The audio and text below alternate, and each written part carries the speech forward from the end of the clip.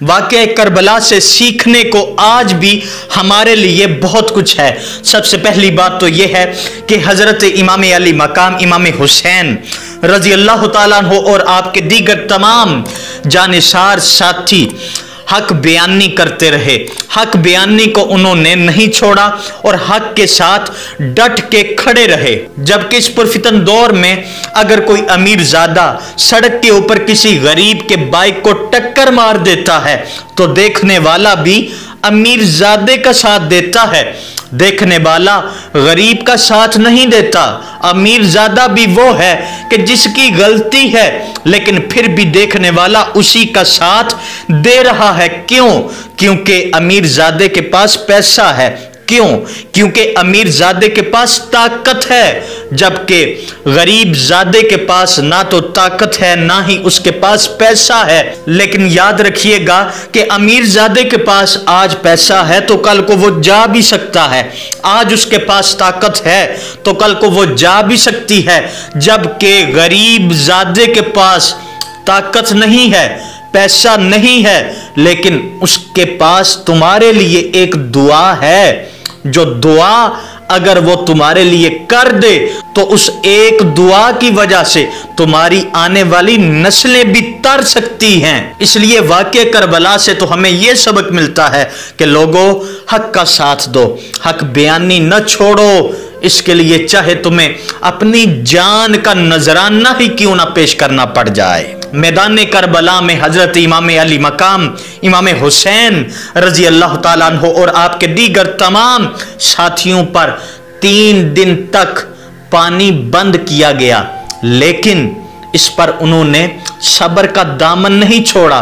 वो हर हवाले से, हर वक्त, हर घड़ी अल्लाह रब्बुल इज़्ज़त की रजा पे राजी रहे और अल्लाह रब्बुल इज़्ज़त का शुक्र भी अदा करते रहे। जबकि इस पुरफितन दौर में अगर किसी के ऊपर कोई आजमाइश आ जाए, कोई इम्तिहान आ जाए, कोई छोटी सी मुश्किल आ जाए तो लोग अल्लाह रब्बुल इज़्ज़त की नाशुक्री करना शुरू कर देते हैं, नाशुक्री के कलमात कहना शुरू कर देते हैं कि अल्लाह रब्बुल इज़्ज़त को हमारा ही घर मिला था, अल्लाह रब्बुल इज़्ज़त को हम ही मिले थे इस आजमाइश के लिए, इस तकलीफ के लिए।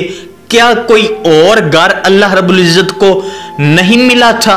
इस तरह के अल्फाज कहना लोग शुरू कर देते हैं। वाक़या करबला का तो ये सबक नहीं है कि नाशुक्री बंदा करे।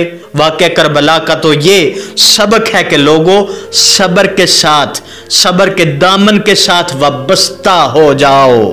मजीद लोग सूदी कारोबार की तरफ भी चल पड़ते हैं। रिश्वत लेना देना, फसाद, लड़ाई झगड़ा, झूठ, ये सारे मामलात लोग करना शुरू कर देते हैं और फिर साथ साथ ये भी कहते हैं जी हम हुसैनी हैं, हुसैनियत जिंदाबाद का नारा लगा रहे होते हैं। हजरात, वाक़या करबला का सबक तो यह है कि लोगों, हालात जैसे भी आ जाएं, सब्र का दामन न छोड़ना।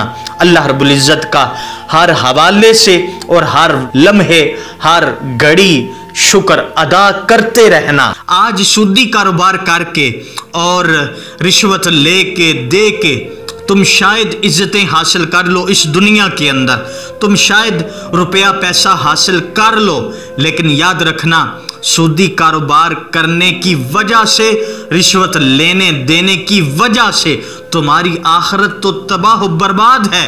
इसलिए अपनी आखिरत की तरफ तवज्जो करो, आखिरत बर्बाद न करो। वाक़या करबला से तो हमें यह सबक मिलता है कि लोगों, हर हवाले से हालात जैसे भी हों, अल्लाह रब्बुल इज़्ज़त का शुक्र अदा करते रहना, अल्लाह रब्बुल इज़्ज़त का शुक्र भी अदा करना और सब्र के दामन से वाबस्ता भी रहना। वाक़या करबला का तो ये सबक है कि लोगों, हर हवाले से हक का साथ देते रहना, हक बयानी न छोड़ना।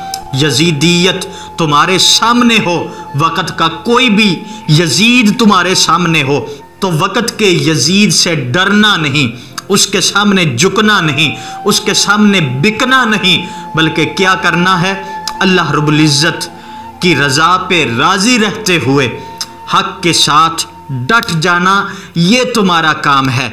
हक बयानी न छोड़ना, ये तुम्हारा काम है।